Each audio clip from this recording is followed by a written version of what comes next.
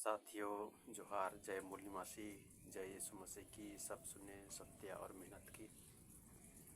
आप सभी को आज के इस YouTube चैनल में स्वागत करते हुए मैं जानकारी देना चाहता हूं कि हमारे देश के संविधान को लिखने वाले अकेले डॉक्टर बाबा साहब भीमराव अंबेडकर जितने मेहनत किए वो भारत देश में किसी ने मेहनत नहीं की होगी। आपको ये विश्वास नहीं होगा, लेकिन आप ये देख रहे हैं पुस्तक, ये डॉक्टर भीमराव अंबेडकर की लिखी हुई राइटिंग एंड स्पीचेस वॉल्यूम 2 है। और इस पुस्तक में 3 मुख्य बिंदुओं को फोकस किया गया है और ये बहुत बड़े बड़े मुद्दे हैं। जो मुद्दे आप लोगों को नहीं पता होगा कि डॉक्टर भीमराव अंबेडकर ने संविधान लिखने से पहले जो मेहनत की, अंग्रेज़ों को सभी प्रकार की जानकारी भारत देश के वासियों को जो स्थिति हालत थी उनको बताते हुए अंग्रेज़ों से ये मांग की थी। और वह इतने कड़ी मेहनत किए थे कि उन्होंने बॉम्बे लेजिस्लेटिव असेंबली उस समय जो नहीं था उसकी मांग की थी कि उन्होंने बॉम्बे में जो भी वहाँ का लेजिस्लेचर है उसके लिए उन्होंने काम किया था। और उसके बाद में साइमन कमीशन की मांग उन्होंने की थी। साइमन कमीशन भी बहुत बड़ा हमारे देशवासियों के लिए एक कानून था। उसके बाद में राउंड टेबल कॉन्फ्रेंस हुआ था ये इंग्लैंड में। उसके बारे में ये डिटेल लिखा गया पुस्तक है और इस पुस्तक में आप पढ़ेंगे तो जानेंगे कि सच्चाई हमारे देश की क्या है। तो मैं उसी से आप सबों को थोड़ा सा अवगत कराना चाहता हूँ। आइए हम उसको संक्षिप्त में जानें।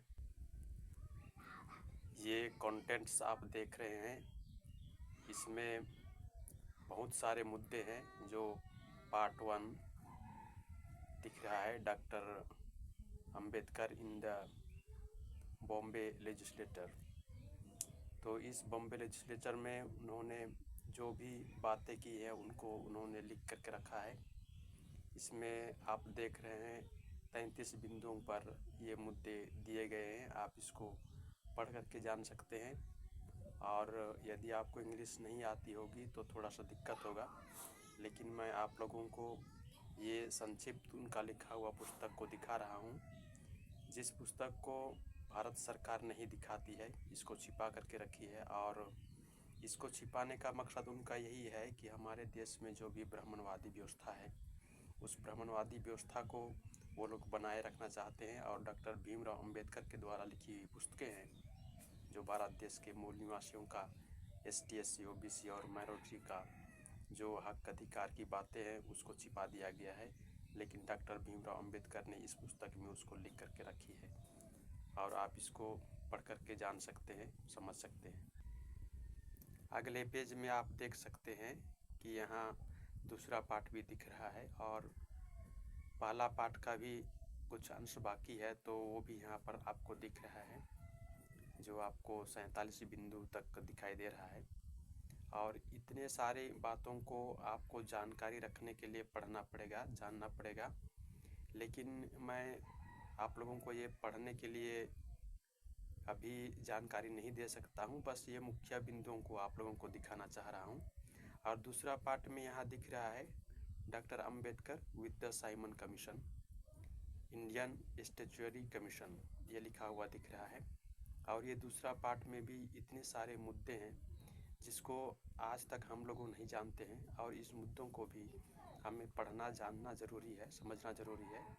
इसको मैं अभी स्टडी कर रहा हूँ और अभी समय लगेगा, क्योंकि इतने इतने विषय हैं, इसको पढ़ने के लिए बहुत समय लगता है। तो आपको ये कंटेंट्स मैं इसलिए दिखा रहा हूँ कि आपको जो विश्वास में कमी होती है वो विश्वास पूरा हो। आप विश्वास केवल नहीं, लेकिन आप इसको जाने माने। पहले तो आपको जानना है, उसके बाद में ही मानना है।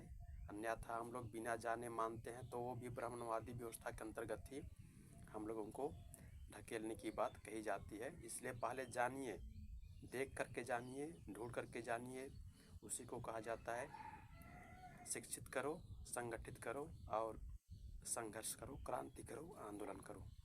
तो ये संघर्ष करने के लिए हमें साथियों सच्चाई की बातों को जानना और समझना बहुत ज़रूरी है।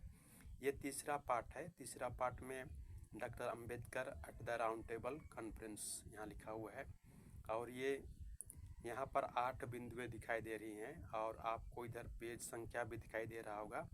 इतने बड़ी पुस्तकें हैं जो इसको पढ़ना समझना हमारे लोगों को बहुत कठिन समय होता है और इसको जानकारी देना भी कितना कठिन होता है, लेकिन कोशिश हमें धीरे धीरे करना पड़ेगा। एक ही बार में हर चीज़ को समझना कठिन होता है। हमारे देश की स्थिति परिस्थिति जो है अभी बहुत ही नाजुक है। नाजुक इसलिए है क्योंकि हम आज अपने देश को नहीं जान रहे हैं, अपने लोगों को नहीं जान रहे हैं और अपने लोगों को जो अधिकार दिया गया है ST SC OBC और माइनॉरिटी को, उसको हम नहीं जान रहे हैं और वो किस प्रकार से मिला है उसको भी हम नहीं जान रहे हैं, क्योंकि हम डॉक्टर अंबेडकर को नहीं पढ़े हैं। हमें अंबेडकर को पढ़ना बहुत ज़रूरी है और इसलिए मैं ये कंटेंट्स दिखा रहा हूँ जिसको डॉक्टर भीमराव अंबेडकर ने अपनी राइटिंग एंड स्पीचेस में लिखा हुआ है। और ये इतनी सारी ही बातें नहीं है, क्योंकि ये तो मैं दूसरा वॉल्यूम का कंटेंट्स दिखा रहा हूँ। इसमें लगभग 21 वॉल्यूम उन्होंने लिखा है। इतनी ही मोटी मोटी पुस्तकों में लिखा हुआ इंग्लिश में है और मराठी में भी है, लेकिन मैं इंग्लिश वर्जन का दिखा रहा हूँ। अभी इसका हिंदी वर्जन भी बनाया जा रहा है, लेकिन समय लगेगा। मैं इस कंटेंट को दिखाने का मकसद यही था मेरा कि आप लोग इसको कम से कम कंटेंट्स में जानें और इस पुस्तक को ढूंढ करके पढ़ें। तो साथियों, आप सबों को बहुत बहुत धन्यवाद इस कंटेंट को देखने, सुनने और जानने के लिए। मैं मेरे चैनल पर आप सबों को धन्यवाद देना चाहता हूं कि आपने इसको देखा, सुना और कुछ पढ़ करके जाना। मैं चाहूँगा कि आप लोग इस चैनल को सब्सक्राइब करें, शेयर करें और कमेंट्स ज़रूर करें। धन्यवाद। जय मूल निवासी।